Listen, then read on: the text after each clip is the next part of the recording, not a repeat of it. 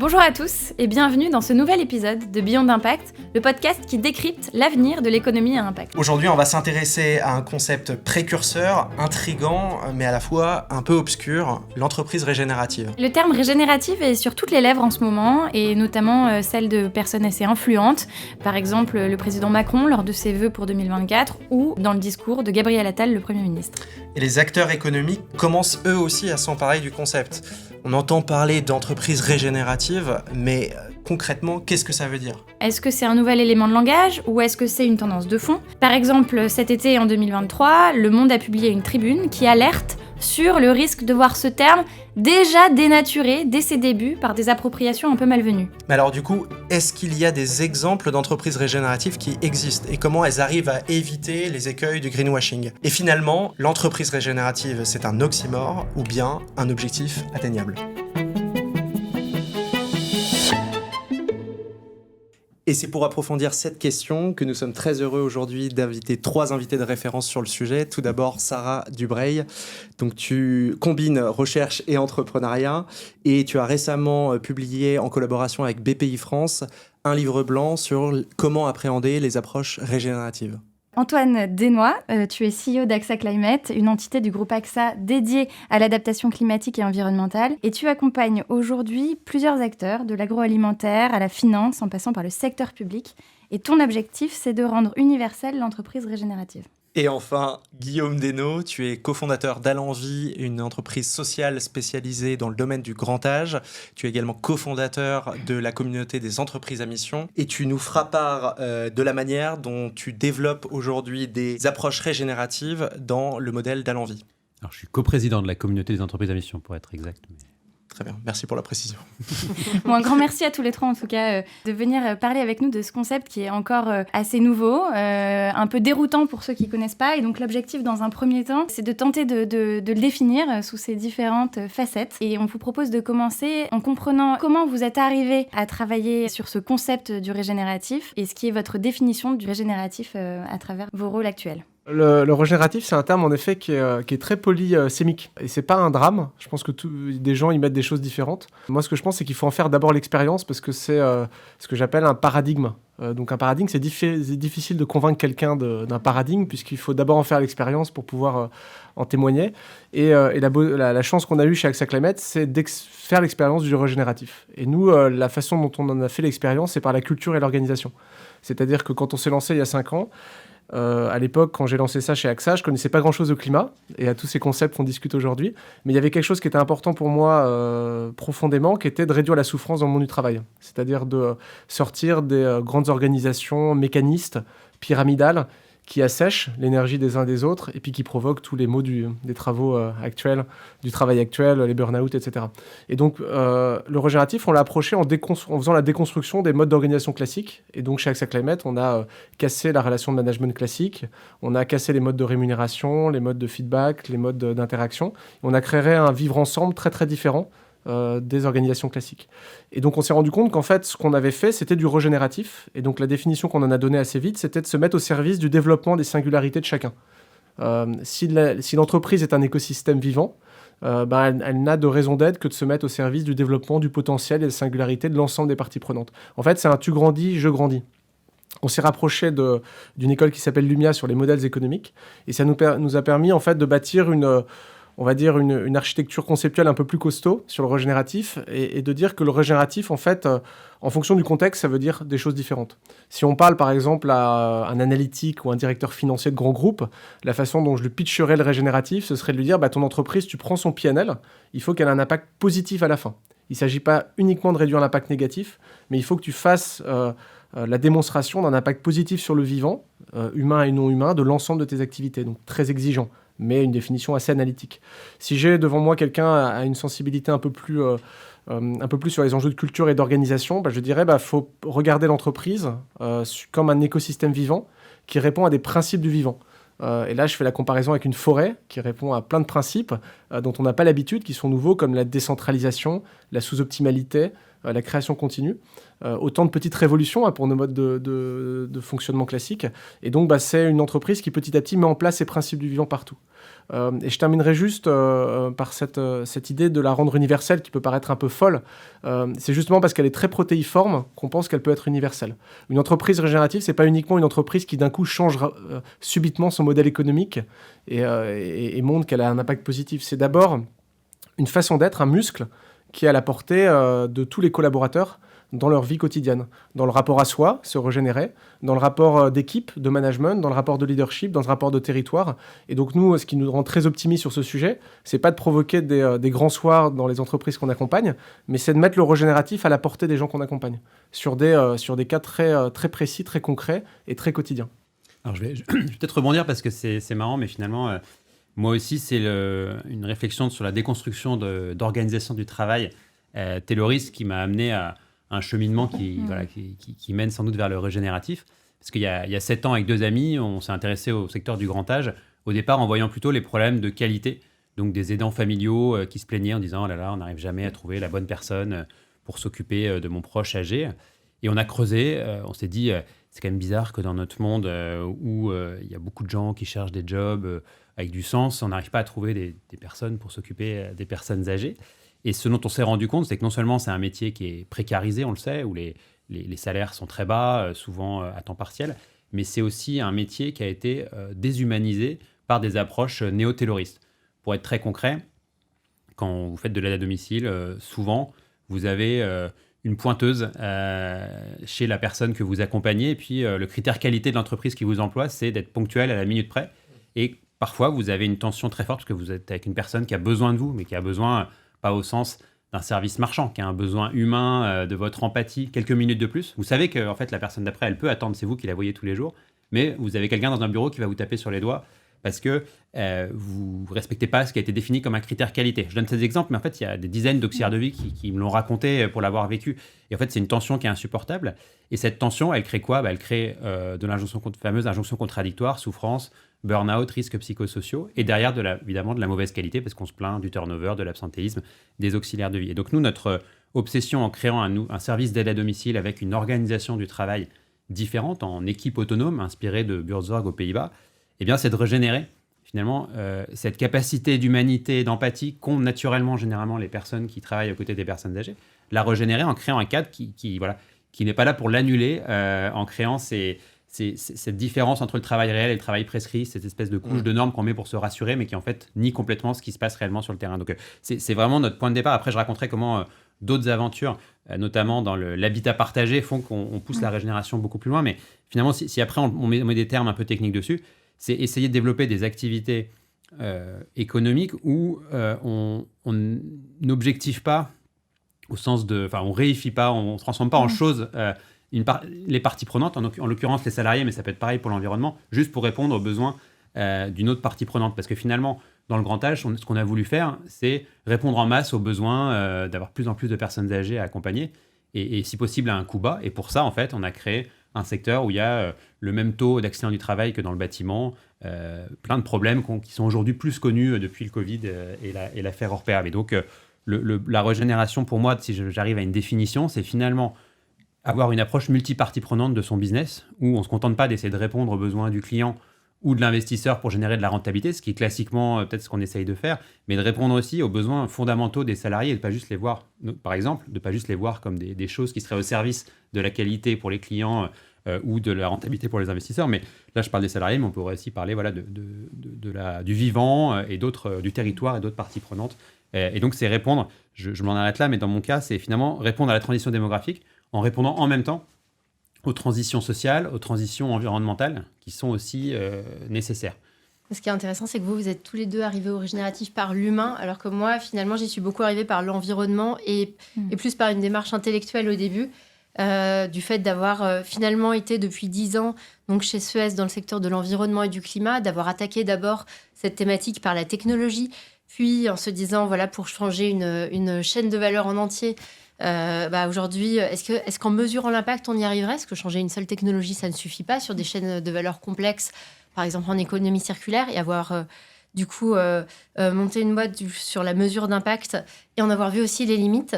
Et donc, pour moi, c'était plutôt la suite d'un chemin intellectuel sur comment traverser cette transition écologique au mieux. Et notamment en allant au-delà du climat, en commençant à me plonger sur le sujet de la biodiversité, qui est d'une complexité qui va bien au-delà justement du climat, et de voir vraiment, moi, mon approche qui était très mesurée, technico-économique, segmentée, etc., se retrouver un peu en difficulté face à ça. J'ai découvert finalement à ce moment-là le régénératif et les approches systémiques comme, d'une certaine façon, on va sortir en fait d'une logique, on va essayer de tout tracer, tout mesurer, y compris la biodiversité, le vivant, à revenir finalement à quelque chose qui est beaucoup plus basé sur des principes, sur un rapport au monde, un alignement finalement entre un rapport au vivant humain, un rapport au vivant nature, et sur aussi, quand on dit approche systémique, c'est sur une réflexion au-delà même du cadre de l'entreprise même, sur une évolution par exemple de certains cadres aujourd'hui économiques dans lesquels on est, au niveau de la gouvernance, sur de la culture, comme vous évoquiez.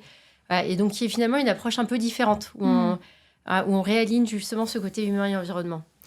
Sarah, tu as co-publié pour la BPI un rapport sur l'approche régénérative. Est-ce que tu peux, du coup, nous en dire plus sur la définition que tu mets derrière la régénération et peut-être ce que ça vient apporter par rapport à d'autres notions que sont la notion d'impact, la notion de responsabilité, de durabilité, la notion d'entreprise à mission? Alors, c'était un travail qui a été fait avec la chercheuse en sociologie Valérie Brunel. Et donc, nous, dans ce cadre, sur la régénération, la définition qu'on a trouvée, c'est de voir le monde comme des systèmes vivants. Donc, un système économique, système humain, système vivant naturel. Et en fait, le but de la régénération, c'est d'aller vers le fait de rendre, du coup, ces systèmes plus sains.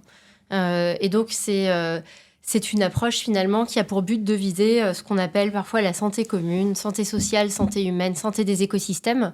Voilà, donc c'est d'une certaine façon un changement de cadre. Si on compare ça avec du coup d'autres démarches, moi par exemple par rapport aux approches circulaires dans lesquelles j'ai pu être auparavant, je dirais que dans l'approche circulaire, par exemple, le social n'était pas forcément toujours pensé. Et de la même façon, il n'y avait pas forcément une réflexion sur les incitations, la structuration même des chaînes de valeur aujourd'hui, qui paye par exemple les éco-organismes. Les principaux payeurs en régénération, on se raccroche au système vivant et on va essayer de modifier les incitations à tous les niveaux pour pouvoir agir. Pour garder la santé mentale des gens qui nous écoutent et qui essaient de mettre ce concept dans des cases, moi, la façon, pour les aider, la façon dont je vis ce concept, c'est de le mettre en méta. C'est-à-dire que c'est vraiment un changement de paire de lunettes, le régénératif. Donc vous pouvez continuer à avoir tous les concepts dont vous avez l'habitude, la circularité, mais vous les mettez simplement en confrontation avec ce qu'a décrit Sarah, qui est la pensée systémique, la pensée vivante.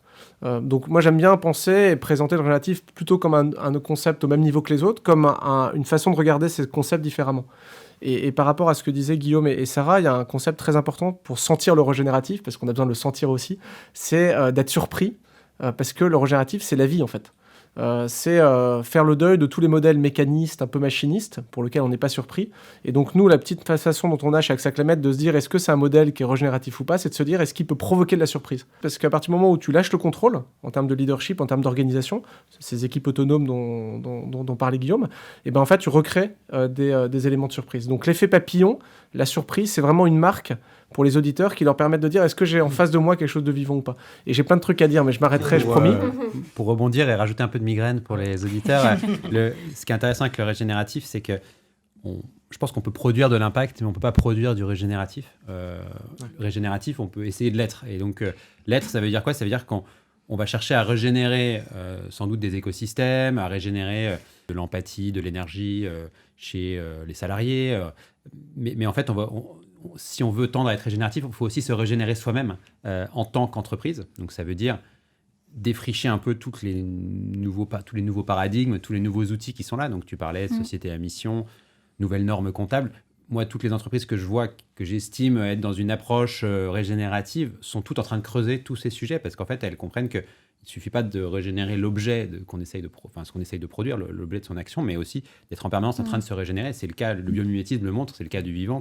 Voilà, donc c'est ça qui est passionnant et c'est un mouvement, en fait, je pense, la régénération, plus qu'un modèle. Et je pense par rapport à ce que tu disais, ce qui est intéressant souvent dans ces approches, c'est le fait de combiner plusieurs choses à la fois, une attention au climat, une attention au social, à l'humain en interne, et c'est finalement un réalignement global.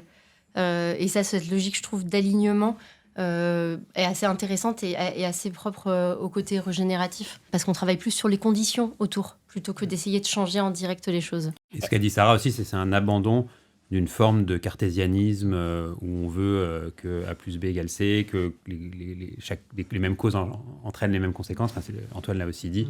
C'est accepter sans doute de piloter les entreprises un peu avec son cerveau droit, son intuition. Donc ça, c'est passionnant aussi.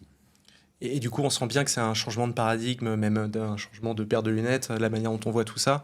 Peut-être concrètement, chez AXA Climate, comment vous arrivez à démocratiser ce concept et comment vous arrivez à accompagner aussi des entreprises dans la transformation de leur business et de leur modèle?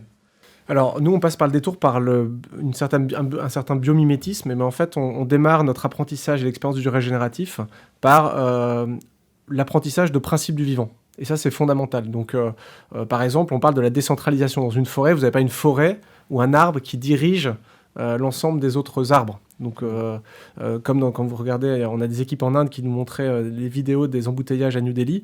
Heureusement qu'il n'y a personne qui se met en responsabilité d'essayer de diriger le tout. Le tout s'auto-organise.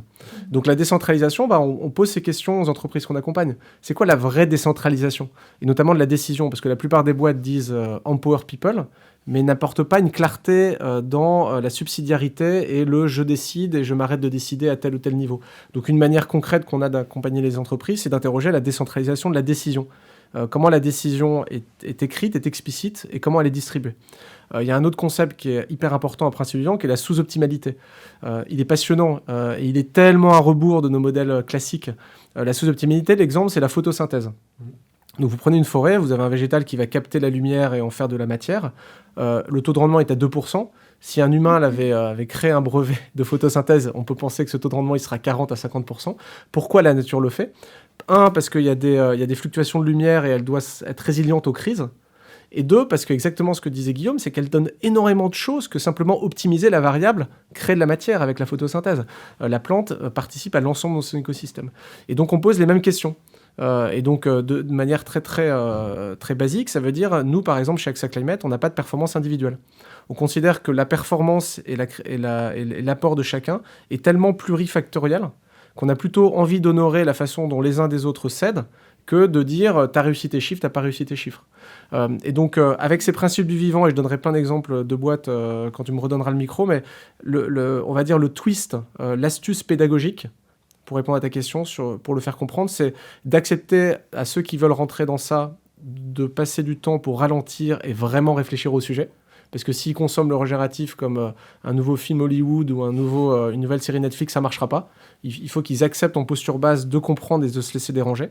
À partir du moment où on a ce temps d'apprentissage, on passe par les principes du vivant et le détour de la nature pour les faire revenir dans leur boîte. Si j'essaye de synthétiser, vous me corrigez si je me trompe, mais est-ce qu'on pourrait dire que finalement, alors on ne fait pas du régénératif, mais éventuellement une structure peut s'engager dans une approche régénérative, et que s'engager dans une approche régénérative, ça veut dire essayer de s'inspirer des principes du vivant, de changer de paradigme, et d'être à la fois une structure qui est au service des autres entités vivantes autour de soi, mais aussi au service des entités vivantes en interne, donc par exemple les employés, et que c'est finalement aussi une structure qui va elle-même chercher à se repenser pour s'assainir un peu perpétuellement et se réinventer. C'est à peu près ça. Moi, je trouve ça génial. Enfin, franchement, bravo.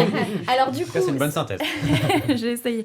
Alors, du coup, ça pose une question qui est, je pense, la question qu'on a tous en tête, c'est est-ce qu'on a des exemples d'entreprises qui ont enclenché des démarches régénératives en leur sein? Est-ce qu'il y a des entreprises plus avancées que d'autres, des bonnes pratiques que vous avez vues dans les entreprises auxquelles vous êtes confrontés, entreprises ou autres structures d'ailleurs? Donc Sarah, peut-être pour commencer, est-ce que tu as des exemples en tête? Par exemple, pour citer des exemples, on parlait de la variabilité du vivant avant.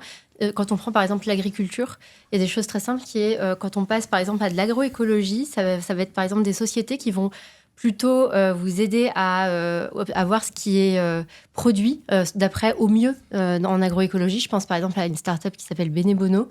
Du coup, je dirais, le système des AMAP permettait déjà d'avoir des paniers, mais là, elle pousse le tout un peu plus loin en termes d'expérience utilisateur. Et donc là, typiquement, c'est le consommateur qui s'adapte à la variabilité du vivant. Le vivant, du coup, l'agriculteur fonctionnant en agroécologie, plutôt que demander, par exemple, à l'agriculture de travailler sa prévisibilité et de fournir des stocks ensuite à des supermarchés. Donc là, hop, renversement du paradigme d'une certaine façon.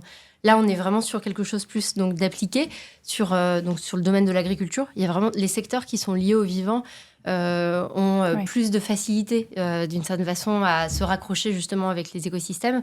Je pense par exemple à une société finlandaise qui, elle, va être un bailleur un bailleur social, Waisatio, qui est aujourd'hui une société qui à la fois donc qui monte des biodiversity building, donc je dirais des immeubles qui vont être au maximum en bois, modulaire, avec une vraie réflexion sur l'insertion dans le paysage, une réflexion sur les communs humains.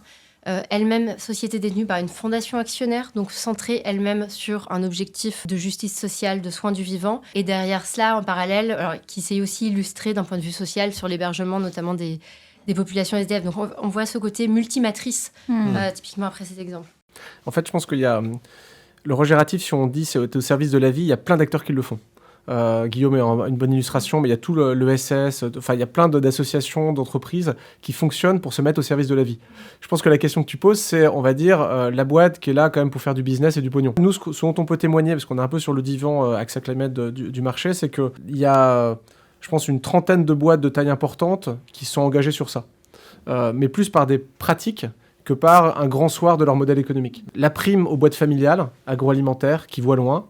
Le 440, évidemment en retard, parce que grosse boîte, plus difficile à prendre. Je donne 3 exemples assez concrets et plutôt rassurants, parce que c'est des boîtes institutionnelles.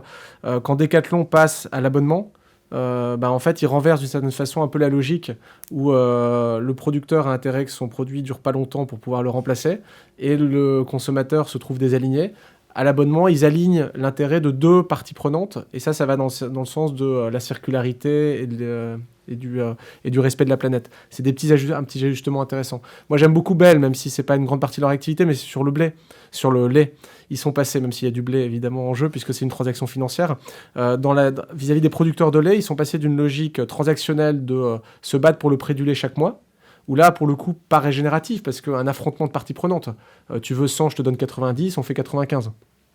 Et ils ont dit, on va fixer le prix du lait à 5-6 ans, pour aller créer une logique de co-développement autour de la notion de transition. Comment on fait, nous, Bell, pour t'aider, toi, producteur de lait, à rester producteur de lait en France, alors que c'est difficile.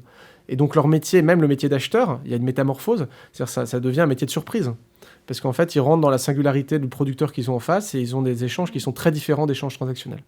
Et donc, la grande boîte qui a réuni le plus, enfin, l'entreprise, qui n'est pas une grande entreprise, mais qui a réuni et qui a coché le plus de cases, académiquement parlant sur le régénératif, c'est Pocheco, une boîte qui fait des enveloppes dans le nord de la France. Celui qui l'a fondé a écrit plein de bouquins, on l'a interviewé aussi, il est fourmé. Lui, il a à la fois régénéré ses collaborateurs en mettant de la polyvalence, il a régénéré l'emplacement de son siège social dans le nord en mettant les mètres carrés de son siège social au service de plein d'autres choses que son activité. Et puis, il a été dans une logique de compensation très dynamique de son empreinte physique il replante des arbres d'une forêt en Finlande dont il est assez proche. Donc, il coche vraiment toutes les cases, on va dire, d'une régénération globale sur toutes les dimensions. Quand tu dis, par exemple, il a régénéré ses employés à travers la polyvalence, c'est ça qu'est-ce que ça signifie exactement ? En fait, il a réussi à convaincre une partie de son staff de devenir agriculteur. Alors qu'ils ont été recrutés pour faire des enveloppes. Parce qu'il leur a dit, en fait, d'une certaine façon, faut se mettre au service du vivant. L'écosystème autour, c'est un écosystème agricole. Et donc, on va les terres autour de notre siège social, on va les mettre au service de la permaculture. Et donc, on a interviewé des collaborateurs qui ont dit, c'est génial parce que j'ai une tiers de mon temps maintenant qui est sur autre chose que de l'enveloppe. Et pour plein de raisons, c'est une boîte qui est fragile économiquement.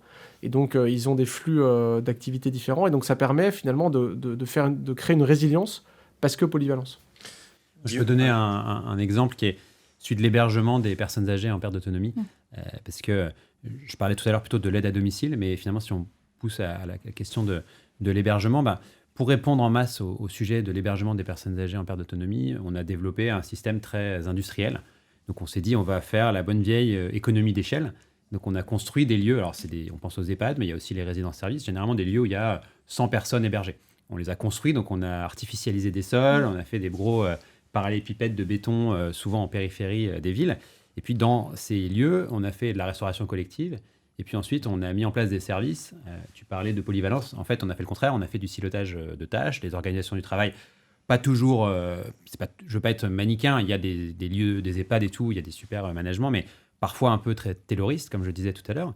Et ça, finalement, la conséquence, c'est un système qui économiquement tenait la route jusqu'à peu, mais qui est en train de se faire rattraper par tous les coûts cachés qui n'étaient pas visibles. Donc le premier, c'est évidemment le personnel qui est ce silotage des tâches, l'insatisfait, l'organisation du travail, etc. Donc aujourd'hui, ils n'arrivent plus à recruter, donc, et ça les met en péril économiquement. Vous avez ensuite l'impact, les normes environnementales qui viennent se poser, parce qu'on s'est rendu compte que la santé, le médico-social, c'est 8% du gaz à effet de serre en France et que les besoins vont doubler dans les 20 prochaines années, donc il y a un énorme sujet. Et donc, ces coûts cachés finissent par devenir, au départ, étaient assumés par d'autres gens, mais les réglementations finissent par obliger les opérateurs à les assumer eux-mêmes, et donc ça finit par mettre en péril leur propre modèle économique. Ce qui est en train de se passer, et nous, ce qu'on essaye de faire en développant de l'habitat partagé chez Bien Commun, qui fait donc des colocations pour des personnes âgées qui ont la maladie d'Alzheimer, on essaie de faire un peu l'inverse, c'est-à-dire que là où il y a des cercles vicieux, où on ne voit pas les coûts cachés, de faire un cercle vertueux qui génère plein d'impacts un peu cachés, mais qu'on essaie justement de mettre à jour. Et donc nous, par exemple, pour permettre à des personnes qui ont la maladie d'Alzheimer, qui ne peuvent plus être chez elles, qui ont besoin de vivre en collectif, on achète des maisons dans lesquelles il y a 8 personnes âgées qui habitent. Donc déjà, le fait de vivre dans cette petite maison permet de conserver une vie sociale et d'avoir quelque chose qui est beaucoup moins anxiogène qu'un grand établissement avec des longs couloirs que vous pouvez imaginer. Et puis la vie sociale, le fait de rester en prise avec les activités du quotidien, participer à la préparation des repas, jardiner, en fait, c'est de la thérapie non médicamenteuse qui freine l'évolution de la maladie. Donc il y a un impact positif, d'une part, sur le bénéficiaire. Mais notre volonté, et ce qui nous passionne, c'est justement d'avoir un impact systémique, holistique. Et donc, si on regarde après toutes les parties prenantes, vous avez évidemment l'aidant familial. L'aidant familial, dans ce type de lieu, il va être impliqué, il va être dans la co-gouvernance, voire la co-responsabilité du lieu, avec des interactions horizontales très fortes avec les gens qui gèrent la maison, donc un impact positif pour lui. Et Dieu sait que pour les aidants, notamment pour Alzheimer, les aidants familiaux, je veux dire, c'est les pathologies qui finissent par toucher, mentales ou physiques, qui finissent par toucher les aidants familiaux, c'est un problème de santé publique, et ça va devenir beaucoup plus. Donc aidants familiaux, les professionnels. Aujourd'hui, travailler dans une maison où il y a 8 personnes, avec une polyvalence des rôles, c'est une opportunité de développement professionnel, et c'est également mieux-disant, même d'un point de vue très, très pratique, entre l'EHPAD et le travail à domicile, qui est intéressant, mais qui est morcelé, on n'arrive pas à avoir un emploi du temps plein, on est tout le temps dans les transports. Ensuite, un impact écologique positif. Donc le premier, c'est que nous on achète des maisons, on fait que de la réhabilitation. Donc on achète des maisons dans lesquelles généralement il y a 2 personnes qui habitent. On la réhabilite complètement en l'isolant, en mettant un chauffage avec pompe à chaleur, et il y a 8 personnes qui habitent dedans. Donc je n'ai pas besoin de vous faire un dessin versus cette solution-là, versus aller construire, artificialiser les sols, etc.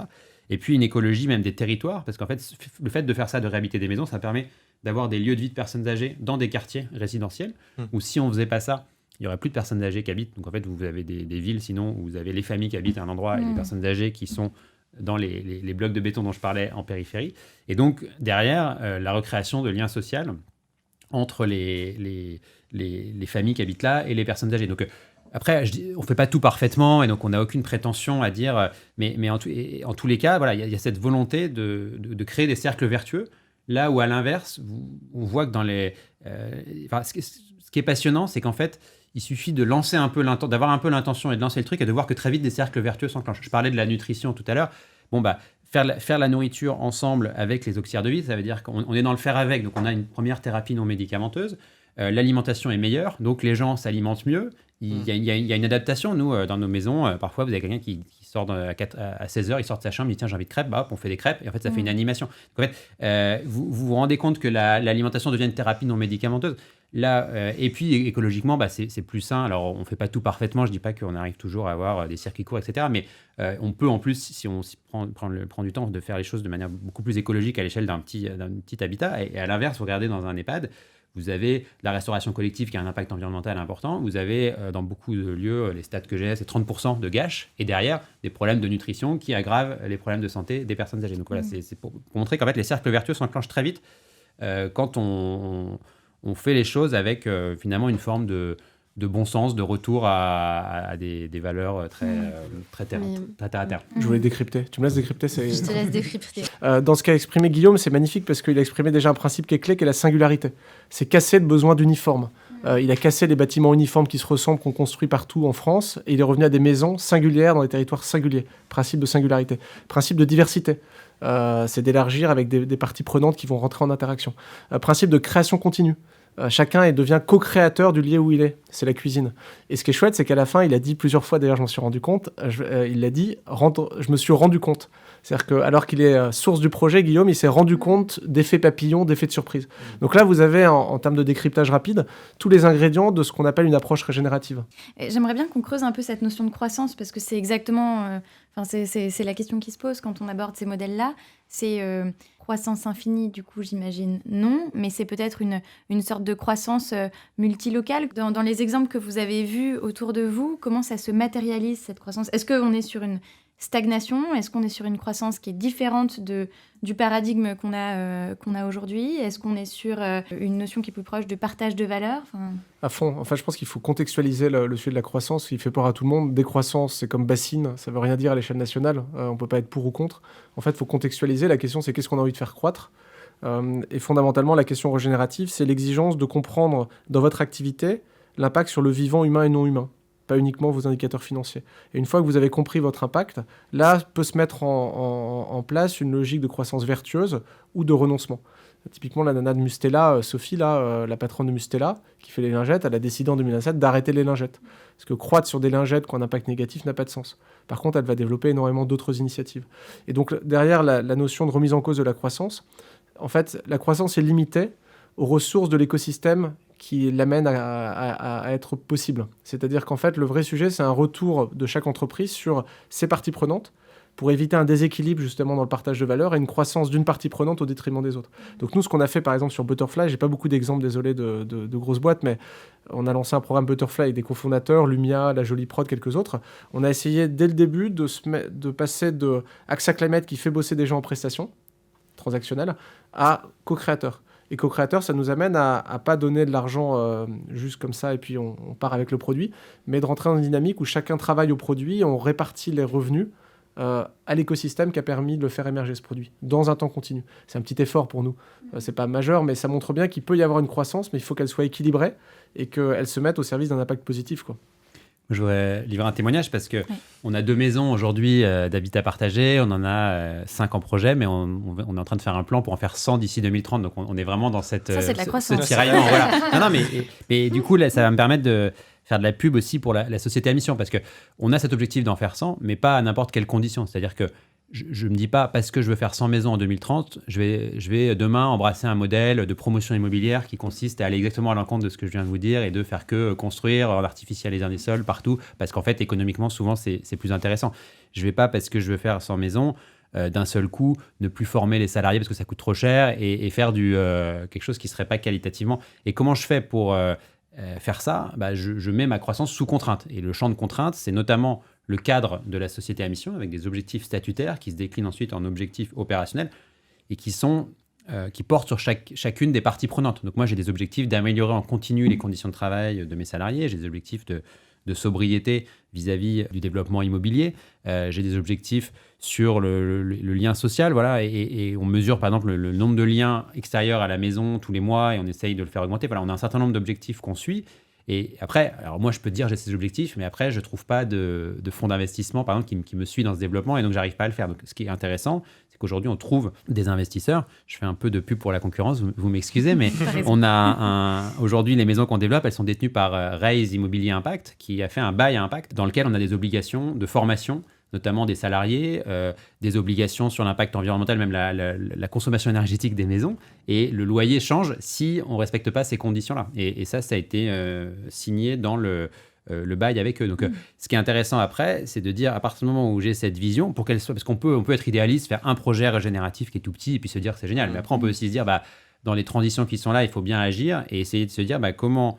en voyant les mouvements chez mes parties prenantes, notamment financeurs, qui sont très intéressés par ces approches qui génèrent de l'impact, etc., comment j'arrive à articuler ça avec notamment mon cadre de gouvernance à mission pour pouvoir faire cette croissance, entre guillemets, sous contrainte, mais qui reste fidèle aux principes qu'on a développés et testés. Après, il y a des contradictions, il y a des tensions forcément qui émergent sur le chemin, mais c'est ce qui fait l'intérêt de discerner et d'avancer, et ce qui rend notre rôle intéressant aussi, je pense. Et justement, dans ton exemple, donc, effectivement, on comprend qu'il y a des tensions, il y a des arbitrages à opérer dans cette approche régénérative. Est-ce qu'il y a d'autres freins potentiels, je ne sais pas, dans les exemples d'entreprises que vous accompagnez, Sarah, Antoine, sur des entreprises qui voudraient vraiment mettre le paquet sur le régénératif et qui se retrouvent face à des freins très forts pour mettre en place des choses en interne?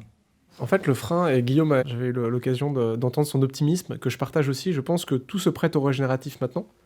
Donc, les freins, en fait, il y en a autant que du fait qu'on est toujours sur un paradigme qui n'est pas régénératif. Et donc, en fait, les freins dans les entreprises, c'est juste le fait qu'on reste tous des grands cartésiens mécanistes dans nos entreprises. Et donc, il faut faire feu de tout bois. Mais je pense que chacun sent qu'on est en fin de cycle et qu'il va falloir faire naître un autre cycle. Et le fait que le président en parle d'ailleurs dans son discours montre bien qu'il y a une envie quand même collective de partout de changer de cycle. Et donc les freins, c'est quoi? C'est évidemment des dirigeants qui sont trop cartésiens, c'est des investisseurs qui n'ont pas compris qu'on pouvait valoriser différemment l'exercice, c'est plein de choses. Mais à partir du moment où il y a la volonté de faire l'expérience d'autre chose, je pense que tout est possible. Par contre, il faut du temps et il faut être très exigeant sur l'expérience de changement de paradigme, donc il ne faut pas se dire que c'est demain, mais que ça va être une multitude de petites initiatives qui vont à un moment donné faire basculer la majorité dans une pensée vivante et plus une pensée mécaniste. Et à partir du moment où on a une pensée vivante, tout change. Moi, j'ai travaillé avec des fonds aussi qui n'ont pas la réputation d'aimer les returns très bas, mais à partir du moment où ils ont compris le sujet, ils ont envie de tester, quoi. Le fameux bail qu'a obtenu Guillaume, je pense que d'autres pourraient les obtenir auprès de pas mal de maisons sur la place. Donc il n'y a pas de grand méchant. Il y a simplement un exercice d'expérience à faire chez un maximum d'acteurs dans un minimum de temps.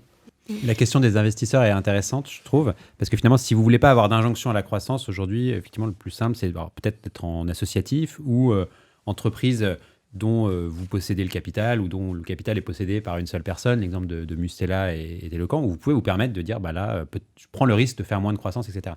Quand vous êtes dans un paradigme de levée de fonds, de start-up, etc., aujourd'hui, aller voir des investisseurs sans leur promettre une forme de croissance, même si c'est de l'impact, c'est très compliqué. Moi, je pense que dans 10 ans, dans 20 ans, il y aura des investisseurs qui seront dans une approche non déterministe de la croissance et qui accepteront de mettre des tickets avec des entrepreneurs qui leur diront la croissance, elle dépendra de facteurs exogènes à nous, ce qui est la réalité. On a une approche agile, holistique, et ça, on va essayer d'épouser les tendances, de faire ça. Et sans doute qu'il y en aura, mais on ne sait pas exactement quelle forme elle prendra, etc. Mais aujourd'hui, pour avoir pas mal de discussions avec des investisseurs, ils ne sont pas légion à pouvoir accepter ce discours. Donc, à nous, c'est pour ça que tout à l'heure, je disais on va faire 100 maisons en 2030. C'est un discours qu'on a aussi construit parce qu'on sait que c'est ce genre de discours qui est capable d'amener des investisseurs. Mais on a quand même plein d'outils, j'en parlais tout à l'heure, pour mettre ces investissements, les mettre au service d'objectifs régénératifs. Donc voilà, il faut trouver... Il ne faut pas être dogmatique, il faut faire le lien entre ces concepts qui nous animent et puis la réalité des outils qu'on a autour de nous. Je trouve que... Non, j'allais dire par rapport à ce que tu dis justement sur le fait de ne pas être dogmatique. Moi, le sentiment que j'ai, par exemple, c'était en échangeant avec la banque Triodos, c'est ce côté revenir au contexte. Parce que finalement, les outils qu'on a parfois de mesures abstraites du risque et du retour ne correspondent... Enfin, là, on est dans un changement de paradigme.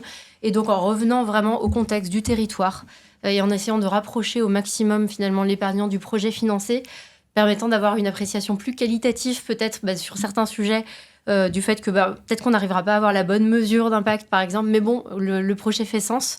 C'était un des axes, en tout cas, de... réduire l'abstraction, revenir au territoire et au contexte. Exactement. Et là, je pense pas mal aux auditeurs qui nous écoutent, notamment aux entrepreneurs associatifs ou d'entreprises ou même financeurs qui voudraient entamer une démarche régénérative.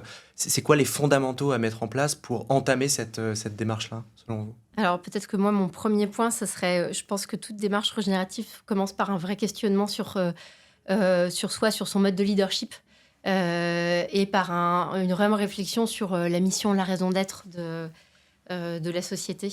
Je rejoins Sarah, je pense qu'il y a beaucoup d'acteurs qui se posent des questions, notamment des entreprises de la CEC, qui viennent et qui se disent « mais j'ai envie d'y aller ». Et en fait, ce qui m'a toujours surpris dans les discussions que j'ai avec elles, c'est qu'ils sont projetés à l'externe et ils pensent assez peu à elles-mêmes. Quelle est leur propre singularité? Et donc, je pense qu'en effet, le premier chemin vers le régénératif, c'est de penser sa singularité, ce qui rend unique l'entreprise, l'initiative ou le dirigeant.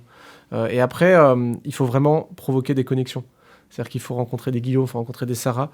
Et donc, il y a un écosystème régénératif qui commence à rentrer en France et se développer. Et donc, un entrepreneur qui a envie, il faut d'abord qu'il aille sur le terrain, voir des entreprises qui ont bougé, rentrer en connexion. Il aura un chemin qui sera probablement singulier. Mais il faut absolument qu'il ne reste pas seul sur ce chemin et qu'il aille, en effet, établir des deals, des pactes avec des gens qui ont bougé. Et j'imagine que les chemins ne sont pas les mêmes si on est une start-up ou une PME ou une grande entreprise. Comment on aborde le sujet en fonction du nombre de collaborateurs qu'on a, par exemple, dans son entité ? Alors, je peux parler pour les grandes entreprises. Alors, nous, ce qu'on fait pour les entreprises de taille importante, c'est que pour ne pas être inhibant, on dit, en fait, on va chercher une pièce concrète. Donc, une pièce concrète où c'est une stratégie RH en PowerPoint, où c'est une conciliation pour un grand projet d'infrastructure dans un territoire. Mais on va chercher finalement une pièce concrète, un cas d'usage concret, sur lequel on va faire l'exercice de ce régénératif. Et donc on est le plus concret possible pour échapper le plus possible à la discussion conceptuelle qui va épuiser tout le monde. Et à mesure qu'on a fait l'expérience d'un premier geste, après on réplique. Et on fait tâche d'huile, d'une certaine façon, dans l'entreprise. Il n'y a pas finalement tellement d'autres manières que de démarrer sur le régénératif, que de faire une démonstration. Et comme la beauté du régénératif, c'est que comme les gens le sentent, l'effet de surprise, la vie, en fait, il y aura autant d'ambassadeurs que de personnes qui auront contribué au premier geste. Et je rebondirais. Non, pardon. Non, mais je voulais jouer au Antoine et dire. Voilà, décryptage. Tu as dit la beauté du régénératif. Et ça, je pense que c'est un truc à avoir en tête. C'est que moi, je constate à ma petite échelle dans mon secteur que les projets qui ont le plus d'impact positif sur l'ensemble des parties prenantes sont beaux dans leur réalisation à tout point de vue, mais dans l'habitat partagé, c'est très clair. On connaît Daphné ensemble bien Fratrie, la maison où les auxiliaires de vie à l'envie interviennent. C'est un lieu de vie pour des adultes en situation de handicap. C'est une maison qui est magnifique. Vous allez dans des lieux où les personnes ne sont pas bien, les gens qui travaillent ne sont pas bien, et souvent il y a des impacts environnementaux terribles. Souvent ils sont moches. Voilà. C'est un exemple qui paraît très anecdotique, mais en réalité vous pouvez le dérouler sur plein d'autres exemples. Donc ce critère du beau, qu'on ne pense pas forcément avoir quand on fait du business au prime abord, en réalité... vous pouvez voir les supermarchés qui n'ont pas un impact top à plein d'égards sont rarement beaux. Et puis l'artisan qui fabrique lui-même de ses mains les choses, c'est toujours quasiment toujours très beau quand vous allez le voir. Donc on a la chance d'avoir ce guide qui est dans notre tête, qui est intuitif, qui est sans doute peut-être en lien avec un inconscient collectif qui nous rappelle aussi des choses du passé et sans doute des choses du lien avec le vivant, qui est un guide qu'il faut utiliser. Ouais, là où il y a de la vitalité, il y a de la beauté, quoi. Exactement. Et ce que je trouvais intéressant dans les démarches plutôt pour là, ce sera plutôt pour des PME, c'est typiquement, donc effectivement, chacun a un peu cette idée de à quoi ressemblerait en fait un beau projet, quelque chose, on dit régénératif, mais ça peut s'y apparenter. Et en fait, derrière, de se dire, quels sont les verrous qui m'empêchent d'aller vers ça ? Et c'est là en fait qu'on fait du systémique sans le dire, sans concept, où on se dit, ça passe pas parce que par exemple, mon critère d'investissement est le tel, parce que du coup, j'ai tel enjeu de financement. Et dans ce cas-là, d'aller travailler sur ces points, mais de façon très concrète, en se disant, mais pourquoi est-ce que ça m'empêche de faire ce projet ? Et ça permet, du coup, en regardant les différents points de verrou, du coup, dans l'entreprise, je vois, c'est au niveau de la gouvernance, du mode de management, du mode de détention, du financement, de débloquer à chaque fois chaque point, finalement, pour aller vers permettre à ces projets d'émerger. Moment bonne pratique ou pas ? Vous le voulez ? Bien sûr. Après, on s'est rendu compte qu'il y avait beaucoup d'entreprises qui avaient plein de choses sympas en interne, mais qui ne le communiquaient pas en externe. Et donc, un premier pas régénératif qui est assez simple, c'est de prendre quelque chose et de le donner à son écosystème. Et donc, pour prendre un exemple concret, nous, notre métier, ça a été de vendre des études de risque climatique à 2030. Donc, on prend des cartes, on met des actifs physiques et on projette le climat. Et les acteurs pour lesquels on l'a fait, ils avaient payé une certaine somme d'argent pour avoir ces cartes. Et comment on les a pris avec nous ? On leur a dit, mais qu'est-ce que ça voudrait dire de le partager aux autres parties prenantes, opérateurs, mairies, du territoire sur lequel vous êtes. Et ça crée tout de suite quelque chose de très, très différent. Et ça les plonge dans un type de relation non transactionnelle. Donc, toutes ces grosses boîtes ont plein de choses en interne. Qu'est-ce que ça veut dire de les donner sans forcément se faire peur sur des problèmes de concurrence et de différenciation qui sont souvent un peu artificiels comme peur. On a parlé d'un premier fondamental qui est la nécessité pour le dirigeant de rentrer dans un chemin de questionnement pour interroger son leadership et ses pratiques. Un deuxième point peut-être qu'on évoque beaucoup, c'est celui de la gouvernance. Quelles sont dans vos expériences les gouvernances qui fonctionnent bien et qui permettent de laisser la porte ouverte à l'initiation d'une démarche régénérative. Ce que je veux dire par là, c'est qu'il y a probablement des nouvelles formes de gouvernance qui le permettent davantage que les formes de gouvernance un peu verrouillées classiques. Quelles seraient les différentes options ? Il y a le sujet globalement, première ligne de fuite, la place de la nature et de la planète. Donc comment dans la gouvernance vous incarnez, vous faites parler ce qui ne parle pas, le ruisseau, l'arbre, etc. C'est très lié aux droits de la nature et à l'émergence des droits de la nature, qui n'est pas uniquement ailleurs, hein. Il y a pas mal de pays européens qui bougent, mais c'est comment symboliquement vous amenez la nature et la planète comme une partie prenante à l'égal des autres parties prenantes. Donc comment vous la faites parler dans la gouvernance. Très peu d'exemples qui ne soient pas un peu bullshit au niveau des grandes entreprises, mais c'est forcément une ligne de fuite importante sur laquelle il y a plein de boîtes qui commencent à réfléchir et plein de choses intéressantes à faire. Il y a une deuxième ligne de fuite qui est comment on casse la gouvernance de reporting et qu'on passe à une gouvernance plus vivante, qui est une gouvernance de co-création. C'est-à-dire comment on rend l'administrateur ou le dirigeant co-créateur, donc partie prenante, donc c'est vraiment une question de réciprocité d'interdépendance, et comment on questionne son rôle qui n'est pas uniquement de contrôle et d'audit, mais qui va être de participation beaucoup plus active par rapport à l'entreprise qui est gouvernée. Et donc c'est vraiment un travail sur le rôle assez fin de l'administrateur ou de celui qui est là pour changer vraiment son rôle. C'est vraiment une question de posture, quoi, hein. Y a un monde entre une posture haute avec de l'asymétrie d'information et une posture de co-création. En fait, c'est globalement, pour reprendre l'image de Guillaume, il y a des gens qui font la cuisine ensemble dans ces maisons. C'est une gouvernance où les gens font des cuisines ensemble. Voilà. Donc ça, c'est une deuxième ligne de fuite très, très importante. Mais si on s'arrête 2 secondes sur pourquoi on a autant d'entreprises non régénératives, il y a plein de raisons culturelles, etc., mais il y en a quand même une de fond, hein, qui est que le verre est un peu dans le fruit du cadre juridique de l'entreprise tel qu'il existe aujourd'hui. C'est-à-dire que c'est quoi une entreprise ? C'est une personne morale. Alors déjà, on l'appelle personne morale, alors qu'elle n'a pas toujours grand-chose de morale. Mais finalement, cette personne morale, la loi, depuis le 19e siècle, vous permet d'en créer une et de lui faire prendre tout un tas d'engagements, d'actions vis-à-vis d'autres personnes, en les employant, vis-à-vis de la nature, d'avoir tout un tas d'impacts, mais finalement avec un niveau de déresponsabilisation qui est extrêmement fort. Parce que vous pouvez fermer l'entreprise une fois que vous avez foutu plein de gens au chômage, vous avez pollué. Donc, à un moment donné, ça peut devenir pénal pour le dirigeant, mais dans finalement très peu de cas. Et donc, la question, c'est finalement, moi, je pense que créer des personnes morales aujourd'hui, c'est un énorme pouvoir et qui tombe pas du ciel, hein, qui est donné par la loi française, par les représentants du peuple. Eh bien, je pense qu'avec ces pouvoirs doivent aller des responsabilités. Vous savez, c'est les fameuses devises de Spider-Man. Et en fait, on a créé ce cadre à une époque où les entreprises n'étaient même pas des entreprises. En fait. C'était des sociétés de capitaux qu'on créait et elles n'étaient même pas employeurs. Il y a toute une histoire, plein de bouquins écrits là-dessus. Et on n'a jamais fait de mise à jour. Et la mise à jour, c'est quoi ? C'est la loi Pacte, c'est la société à mission. Donc, c'est de dire statutairement, votre entreprise, c'est pas juste un véhicule financier qui est là pour partager les risques et partager les bénéfices d'une aventure financière. C'est un collectif qui est là pour un collectif d'innovation et qui est fondamentalement au service de l'intérêt collectif. Donc l'intérêt collectif, c'est l'ensemble des parties prenantes qui doivent être forcément adressées dans les objectifs statutaires que l'entreprise à mission se fixe. Donc moi, ma première reco, après il y a plein d'autres innovations évidemment, mais c'est déjà de prendre, moi je compare un logiciel, l'entreprise.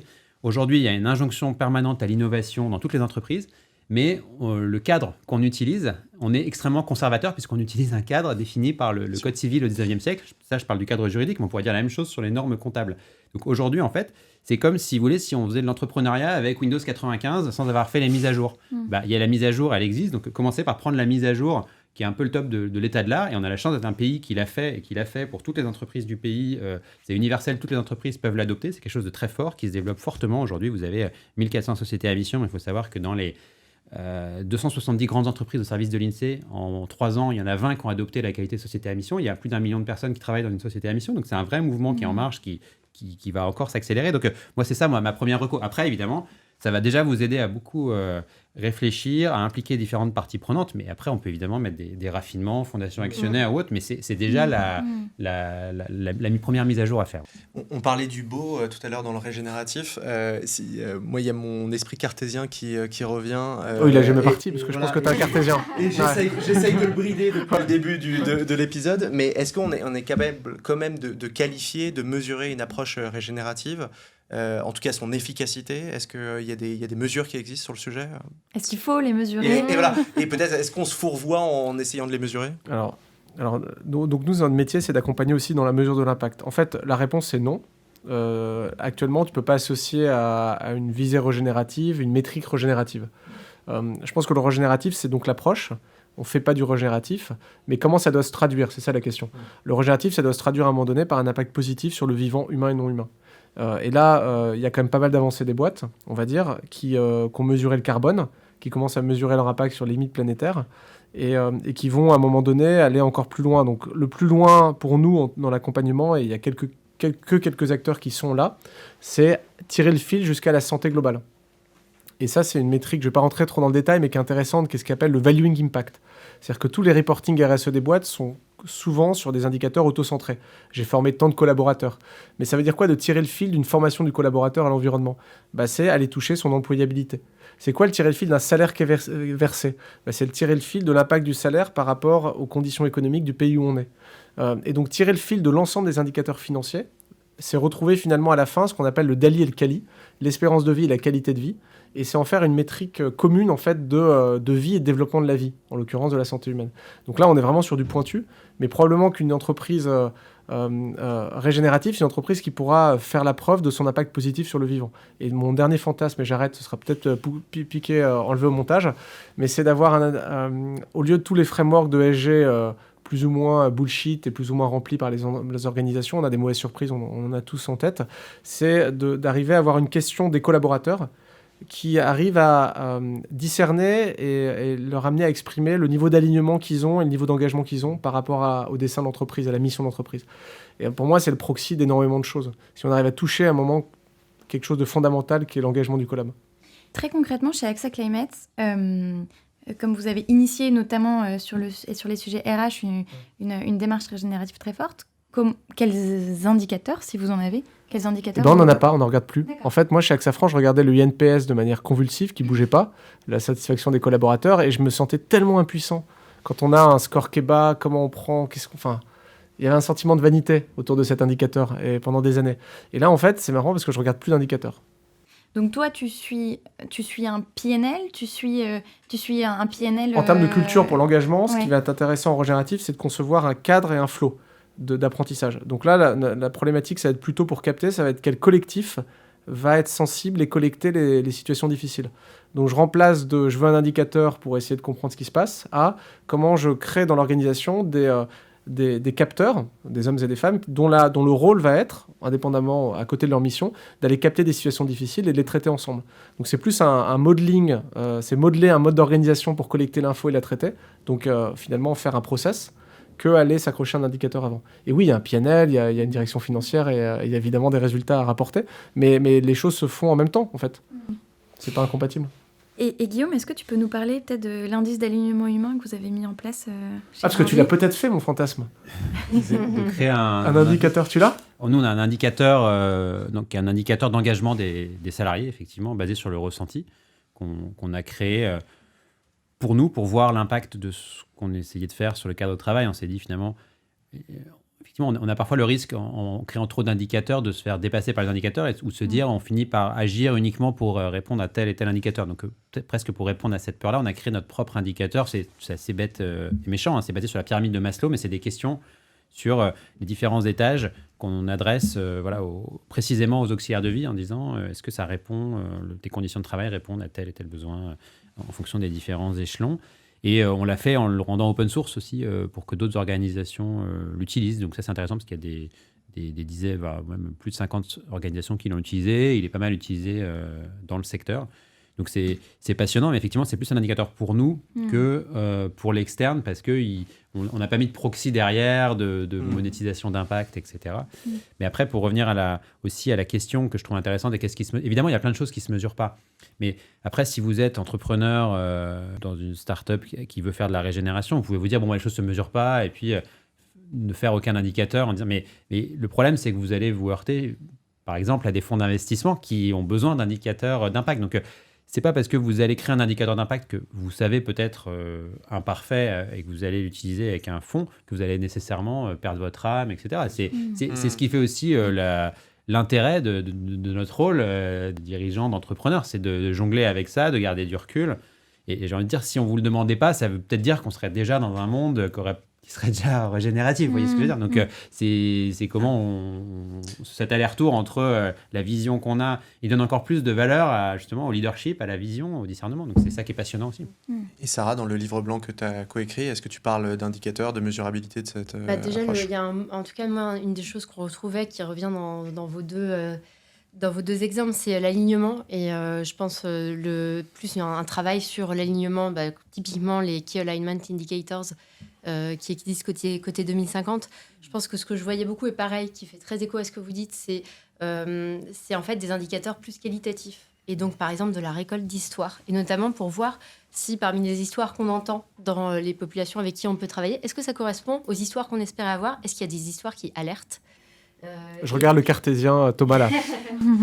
Et ne sont pour pas concernés ton du tout. côté cartésien et analytique, d'une certaine façon, les avancées de l'analyse automatisée de langage aujourd'hui par l'intelligence artificielle pourraient éventuellement permettre de passer un stade au-dessus sur ce repérage justement d'histoires dissonantes.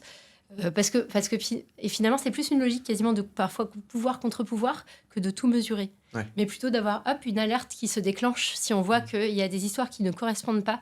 Et je trouve que c'est intéressant parce que finalement, ce côté pouvoir contre pouvoir, c'est quelque chose qu'on connaît depuis longtemps. C'est juste qu'on est beaucoup allé vers le tout mesure. Et peut-être après, si on revient sur l'environnement pur, là, il y a effectivement un peu plus parfois souvent des indicateurs des proxys. En fait, la différence, c'est qu'on ne va pas tout compter. Mais par exemple, sur la biodiversité, il y a l'IADN, par exemple, qui est un indicateur qui peut être intéressant, qui monte beaucoup. Voilà, quand on est à un niveau environnemental, il peut y avoir un peu plus, je pense, de mesures quantitatives. Mais donc, effectivement, alignement plus analyse qualitative, qui ne veut pas dire que ce n'est pas analytique et cartésien. Voilà. Mais je crois qu'on en revient plutôt au concept d'authenticité. Enfin, c'est comment on rend une approche authentique là-dedans, et on essaye d'éviter, en tout cas de se prémunir du greenwashing dans cette approche-là. Oui, et derrière, quand tu dis authenticité, je pense qu'il y a toujours derrière ça cette approche d'apprenance et cette approche humble. D'être OK, s'il y a une alerte, ce n'est pas une faute, mais c'est quelque chose qui peut donner lieu justement à correction, à apprendre. C'est aussi une autre démarche par rapport à un reporting. Peut-être la question de la fin.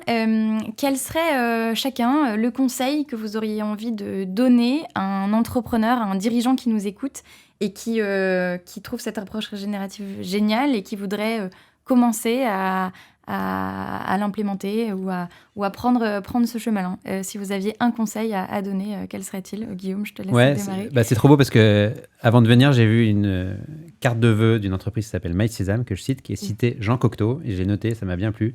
Il faut faire aujourd'hui ce que tout le monde fera demain. Moi, je dirais il faut se mettre en communauté parce que c'est déjà, on n'est pas régénératif seul, on peut l'implémenter en groupe. Et aussi parce que c'est ce qui permet d'aller parfois contre un paradigme dominant et ce qui va à la fois permettre très concrètement et aussi donner je dirais le confort relationnel, on va dire, et le courage pour y aller.